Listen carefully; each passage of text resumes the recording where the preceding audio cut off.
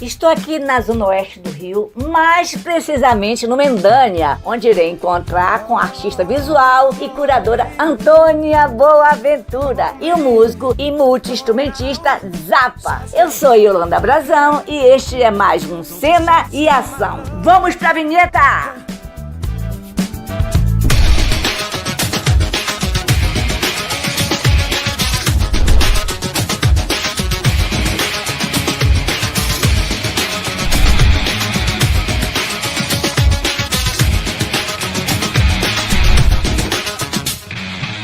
Olá, gente, estamos aqui hoje mais uma vez fazendo parte dessa grande entrevista com a nossa amiga a Antônia Boaventura aqui em Campo Grande. E o programa Cena em Ação, como vocês sabem, é para fazer acontecer essa questão dos nossos artistas, tanto na Baixada Fluminense como aqui na Zona Oeste. E hoje a gente vai bater um grande papo com essa grande artista e o seu namorado Anderson, que é um grande músico. Então, vamos ter bastante coisa interessante. Não é isso, Yolanda? Eu vou dizer que ela é artista plástica, visual, artesã e curadora do Museu de Arte Sacra Popular da Igreja Matriz de Nossa Senhora do Desterro. É uma alegria imensa ter você aqui no nosso programa. Seja bem-vinda, sempre. Obrigada, a casa é sua. Sempre ganha. Escuta, fala pra gente um pouquinho dessa tua carreira. Bom, essa é uma pergunta muito interessante, né, Pedro? Eu comecei, na realidade, a minha carreira com 9 anos de idade. Né? O que eu me lembro foi o primeiro concurso que eu ganhei de desenho. Eu estudava em semi-internato no Colégio Marista, em Brasília, né? Eu sou de Brasília, não sou do Rio de Janeiro. Né? A família do meu pai, que era daqui. E ao longo dos anos não foi uma brincadeira só de criança, isso se transformou.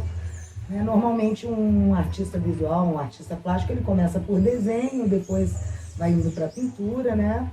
E o meu primeiro trabalho aqui no Rio, meu primeiro emprego, que eu digo com muito orgulho, eu fui desenhista do Joãozinho 30, fui assistente de aquarela. Eu saía saía daqui de manhã cedo, 5 horas da manhã, para ir para Santa Teresa. Na época que o seu João... Daqui, da Serra do Mendanha. Na época em que o seu João já estava, né, foi o primeiro ano dele na Grande Rio, foi aquele ano que o rapaz voou com aquele equipamento da NASA. Que foi muito interessante. Né? Um amigo meu, que era o desenhista, chefe, me convidou. Passei por um processo de mais de 40, né? E foi pouco tempo, mas aquilo me valeu, inclusive deu aquele gás, disse, eu sou capaz, né? Porque você no primeiro emprego, você já trabalhar com o cara, né? Sim. Né? Que o Joãozinho, né? Eu aprendi muito ali. E dali eu não parei. E principalmente eu me esbarrei, como todo artista, em várias outras linguagens. Uma delas foi a música, né? Por ter vários amigos músicos, e a música influencia muito o trabalho de artistas plásticos, artistas visuais em geral, né? Não teve como, eu também virei produtora, né? Então as duas coisas, elas mais ou menos caminham. Aí por isso que eu faço um tanto de coisa, como você falou. Fala um pouquinho aí, Yolanda. Eu gostaria de saber como é ser coordenadora de um projeto da Feira Regional de Artesãos. A Nossa Senhora do Desterro. Bom, ali foi um, entre aspas, acidente, né? Eu atuei durante muitos anos, né, depois da pós-adolescência, né, no centro da cidade, né, que é o foco, né, aqui no Rio de Janeiro, da alta, da arte, né? E quando a minha mãe faleceu, eu me vi ficando mais em Campo Grande. Então comecei, né, eu que às vezes esquecia da minha própria região, comecei, né, tinha que voltar a trabalhar, né? Comecei a atuar em pequenas coisas aqui, inclusive na Semana de Campo Grande, que é um projeto de lei que foi feito pelo meu tio, Romualdo, né? E que hoje em dia é englobado, né, aqui, né, pega todo mundo, né, pega toda a região, que é a Semana de Aniversário de Campo Grande. E durante a Semana de Campo Grande, Padre Paulo queria fazer uma exposição, né? Quando ele estava atrás de uma curadora, alguém que o ajudasse. Na época, eu já estava assim, há muitos anos fora do mercado. Minha mãe tinha falecido, eu já não trabalhava mais como artista, mas resolvi dar uma bola para o padre, né? Quando foi que nós começamos a conversar sobre outros projetos, e ele me falou da vontade dele de ver, o objetivo dele de ver crescer na região um trabalho de arte. E foi onde eu, junto com ele, elaborei o projeto Feira Regional dos Artesãos. Por quê? Em primeiro lugar, quase todas as feiras e segmentos de artes começaram com a igreja, né? Tanto é que daqui, se não me engano, de Deodoro até Santa Cruz, antigamente se chamava Freguesia de Nossa Senhora do Distrito. A nossa igreja... Toda essa extensão. Toda essa extensão. A igreja por si só é uma joia linda, né? Ela está num alto. E resolvemos resgatar o que tinha de mais antigo de trabalhos artísticos numa igreja, que são as feiras, né? Podemos ler relatos desde a Idade Média sobre as feiras, circos, sempre debaixo da igreja ou ao redor, né? Em determinadas datas, né? Os ciganos também eram envolvidos, se você procurar ver, buscar.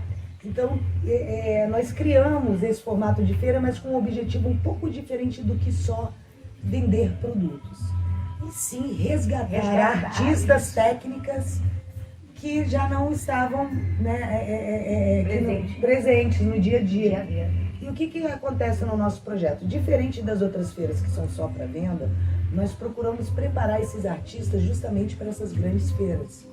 Melhorar, valorizar, mostrar para eles que eles têm que valorizar as técnicas deles, o trabalho, o comportamento, né? Por isso que não falo que é uma feira, e sim um projeto. Nós inserimos oficinas, inserimos literatura, no qual até o Pedro já participou. Sim. De alguma das edições, né? E aquilo ali teve assim um boom muito bom, né?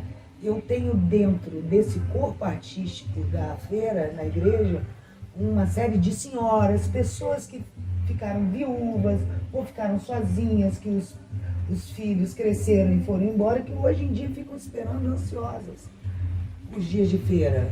Eu vejo você como uma percussora da cultura.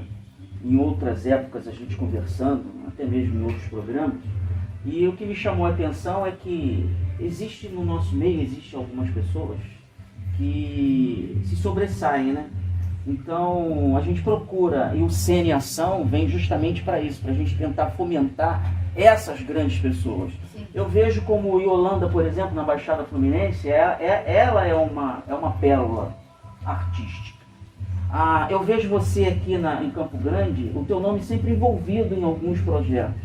Isso que você falou é muito interessante, que gera muita responsabilidade. Quando você é considerado uma pérola ou uma referência, eu acho que o artista ele não pode se colocar só naquela situação, desculpa a expressão, eu sou foda.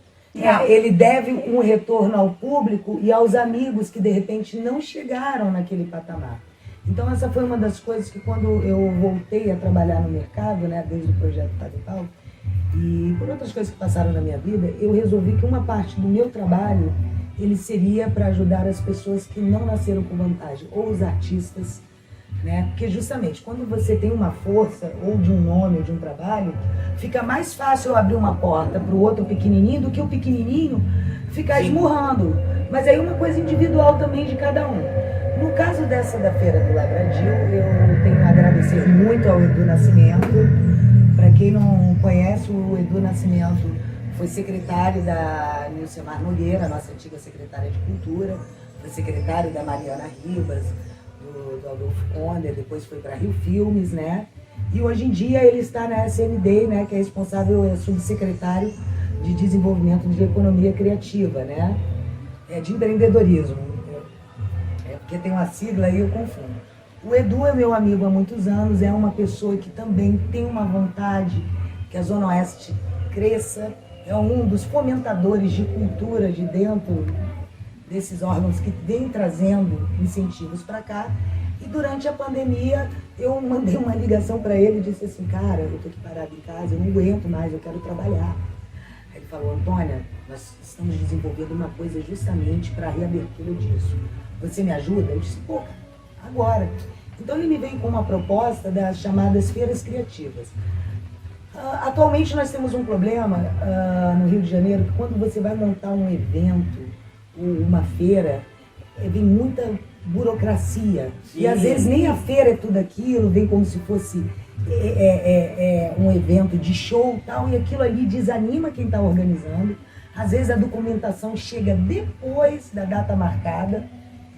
Então o que acontece? O Edu e a equipe dele veio trabalhando uma maneira de simplificar isso. E para isso ele precisou de pessoas, de referências que fossem explicando os problemas.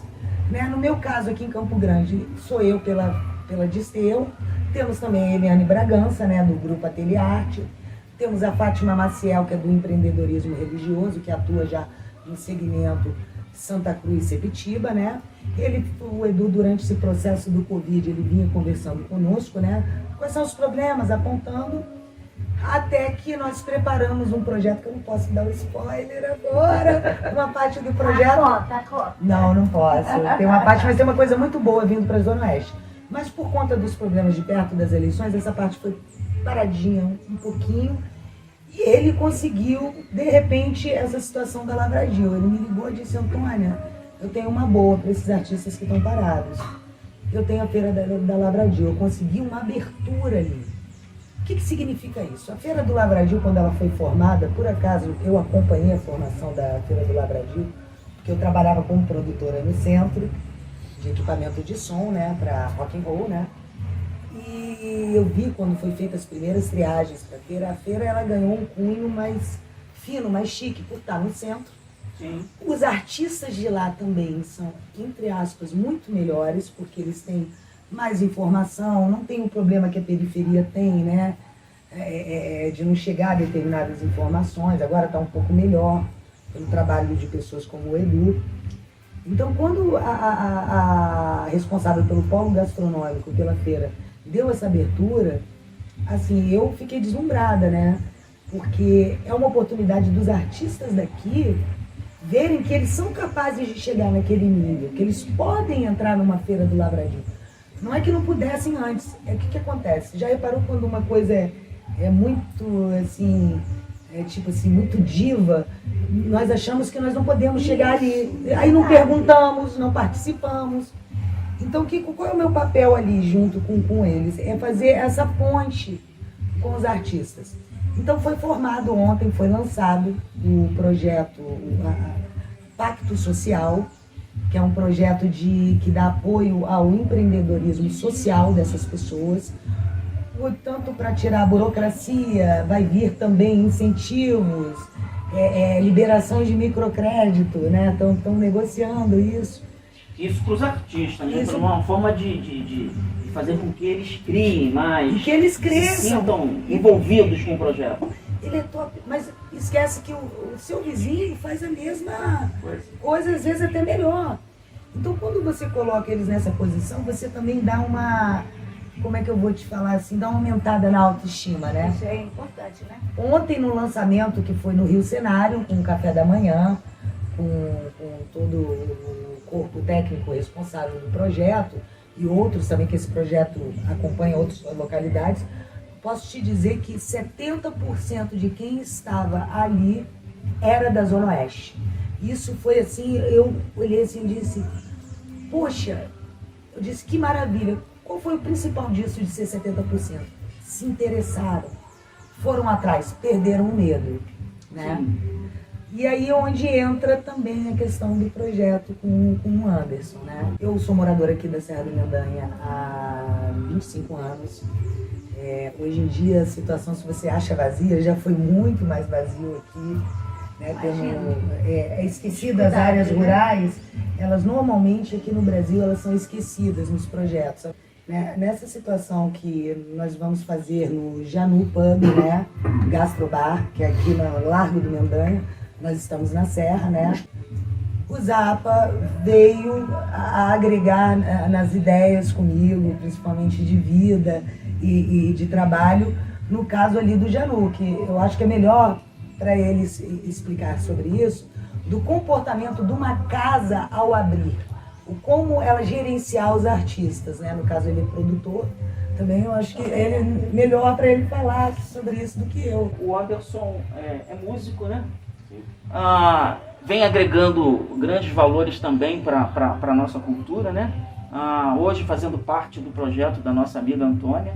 Então, que ele fale um pouquinho sobre essa questão desse projeto novo. Ele tá calado. Na realidade, essa parte aí eu já tinha, mas o projeto é dele, eu que estou indo. Olha, Ou seja, é de ambos. Bom, antes de imaginar assim, as pessoas que me chamam de Anderson vão dar um estranhar. sorriso, né? Porque eu sou conhecido no meio artístico mais como Zapa, mas Então vamos lá, Zapa. não tem problema. Tem muita gente que me chama no meio artístico de Zapa. Se me chamar de Anderson, as pessoas nem conhecem. Nem conhece. Quem é? Então vamos de Zapa. Se perguntaram, não sabe. Mas sou eu, o Anderson também. Anderson Zapa, mas as pessoas me chamam mais de Zapa. Como ela comentou sobre o Janu, né, esse dono do bar, o Max, ele tem umas ideias um pouco diferentes dessas ideias pragmáticas que quase todos os donos de casa têm. Que bom, né? Assim, ele não perpetuou essa ideia, não perpetuou essa visão do músico vagabundo, né? Sim. E nós conversamos, ele é um dono de casa bastante receptivo, né, com pensamento, que eu diria até um pensamento moderno, né, de entender um pequeno negócio em expansão. Né? E que arte é investimento. E que arte é investimento nessa expansão, né, diferentemente daquela velha e retrógrada mentalidade de que você vai gastar com isso. Né? Muito pelo contrário, ele sabe muito bem disso, ele tem uns valores bastante atrativos para trabalhar com a arte, o que me fez parar de conversar com ele e a gente chegar a essa conclusão de que a casa precisaria de um direcionamento um pouco mais eficiente, de tal modo que ele sozinho não fizesse. Né? E a gente, como já tem uma experiência no mercado, eu sou músico há mais de 30 anos, falei minha idade. Eu acho que Eu sou músico há mais de 30 anos, trabalho na noite e venho percebendo isso. E como ela falou anteriormente, uma coisa leva a outra. Você sendo músico, você acaba se envolvendo em gravações, em estúdio, em produção musical, em produção de eventos, produção de show, se inteirando mais sobre o outro lado do balcão. Né? Então a gente hoje tem as duas visões, a gente tem a visão artista, a gente claro que vai observar o que o artista precisa, né? Como ela disse assim, incentivar a pessoa a estudar, a pessoa a ter um comportamento diferente, né? De modo que aquela velha visão a gente vá paulatinamente trabalhando para que ela mude, né? Para que a pessoa hoje tenha uma visão sobre o músico, sobre o artista, que eles são artistas, aquilo sim é uma profissão. A gente faz isso todos os dias, a gente acorda cedo todos os dias, sim. A gente estuda, sim. A gente está sempre investindo em instrumentos, em equipamentos, em informações, para que a nossa arte, ela cada vez se renove, cada vez tome outras proporções, sim. Né? Essa visão, graças a Deus, tem mudado um pouco, através até de iniciativas assim, né? De você ter uma pessoa com um pouco mais de visão, um pouco mais de experiência no mercado, e falar assim, olha, vamos direcionar esse trabalho para isso, vamos mudar algumas coisas aqui, que é o que ela tem feito lá no Desterro, em todos os projetos nos quais ela participa, e nos quais eu tenho me envolvido também, me inteirado bastante sobre o assunto, né? Estudado sobre gestão de pessoas, sobre gestão de negócios, marketing digital, mídias digitais, essas plataformas todas digitais que a gente vai trabalhar ao longo desse projeto, que a gente estipulou uma data limite, né? Estipulou um tempo, né? Para fazer uma revisão, se estamos no caminho certo. Se a gente está certo. fazendo a coisa certa, se a gente está atingindo os objetivos que a casa pretende atingir, os nossos também, do nosso artista, de tal modo que a gente, quando isso for atingido, a gente vai permanecer, a gente vai circular mais. Melhorar, criar novas oportunidades. Essa fala dele é muito importante porque recai numa coisa que você estava falando mais cedo, que eu até tiro. A Antônia é muito eclética. Não, hoje em dia não só o artista, mas como sempre, ele tem que ser multi. Não adianta, por exemplo, você desenhar, pintar muito bem, se você não sabe posicionar um quadro bem na parede, porque isso faz parte da sua categoria, você tem que saber. Você nem sempre vai ter um curador disposto ou do jeito que você quer. Você tem que ter comportamento de como se vestir, como falar ao público. há determinadas regras, já que você quer alcançar um objetivo, né? O próprio artista, ele tem que se entender de mídias, né? Porque isso cai numa coisa que meu pai dizia assim: você só pode dar ordem sobre algo se você souber fazer também. Porque nem a ordem você vai conseguir dar. Então, o que eu falo assim para alguns artistas? Eu trabalhei como produtora musical durante uns 15 anos da minha vida, principalmente colocando músicos em palco.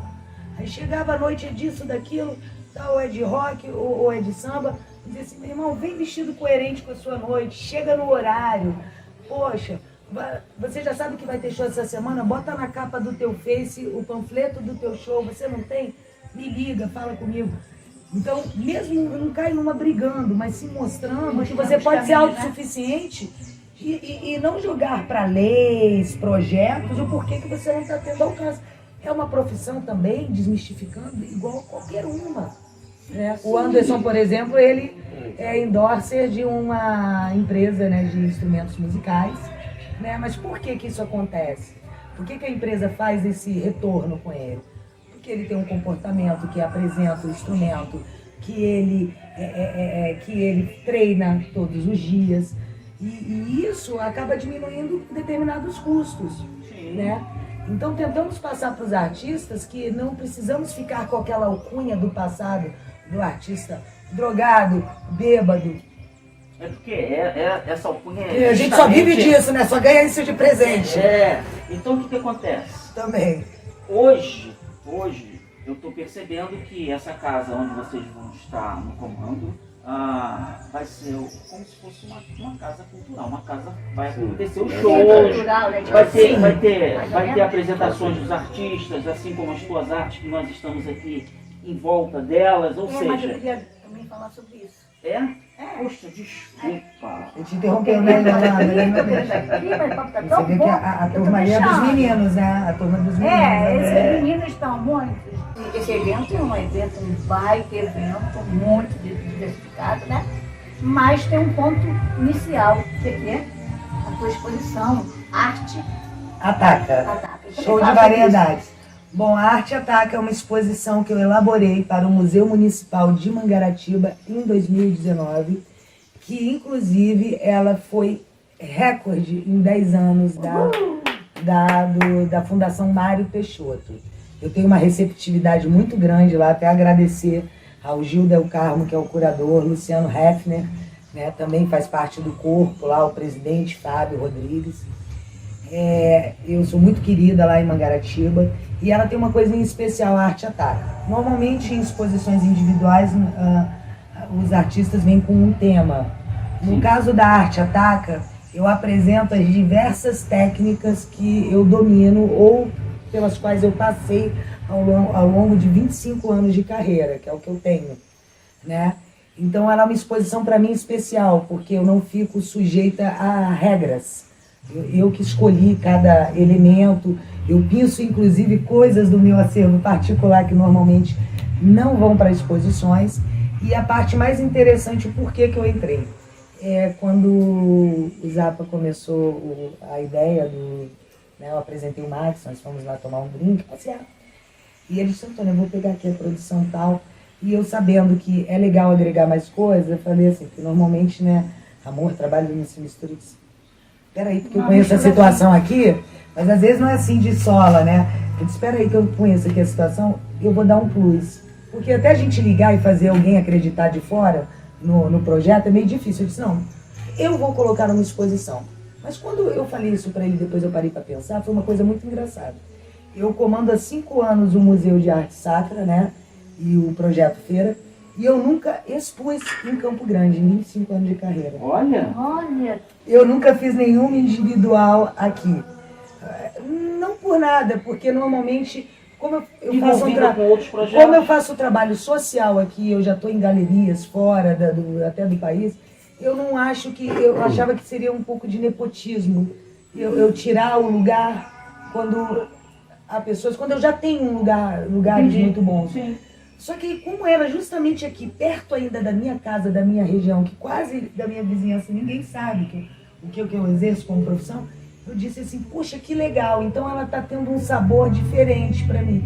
Ainda mais por fazer junto com quem se ama, né? Aí assim, melhor. e fora que tá envolvido vários amigos gostosos. Você, a Yolanda, tem outros que vão vir assim no pacote naturalmente.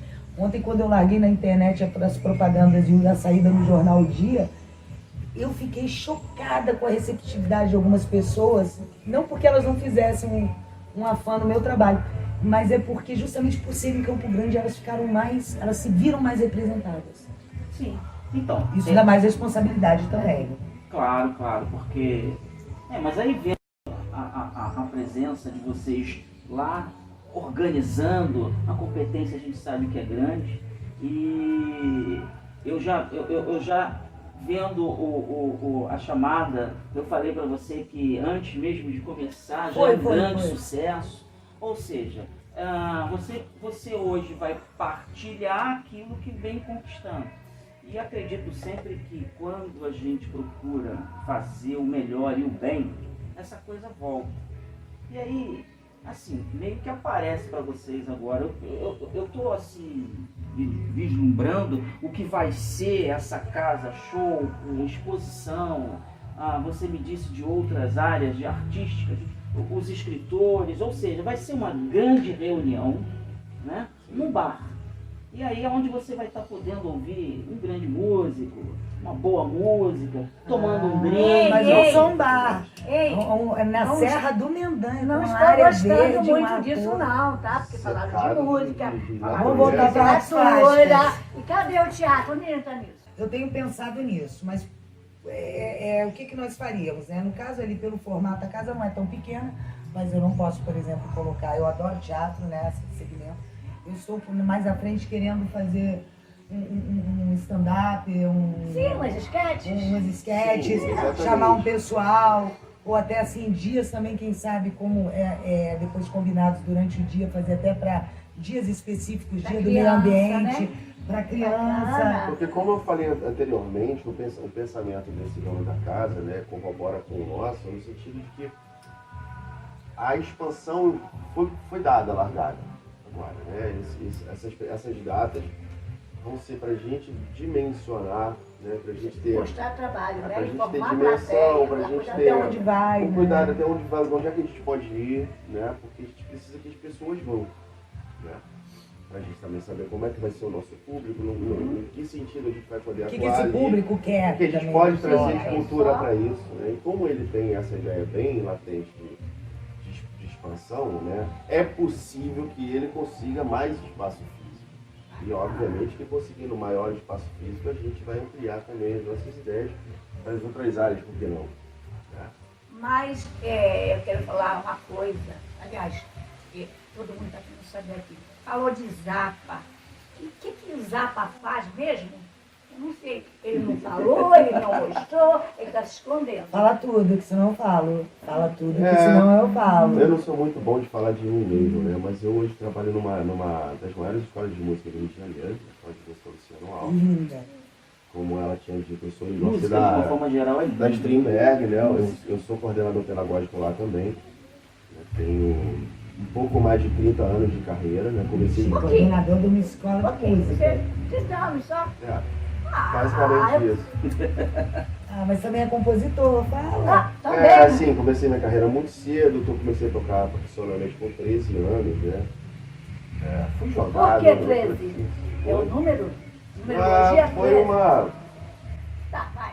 coincidência. Na verdade, o que quer que eu fale a data? É isso, né? A gente vai falar 13.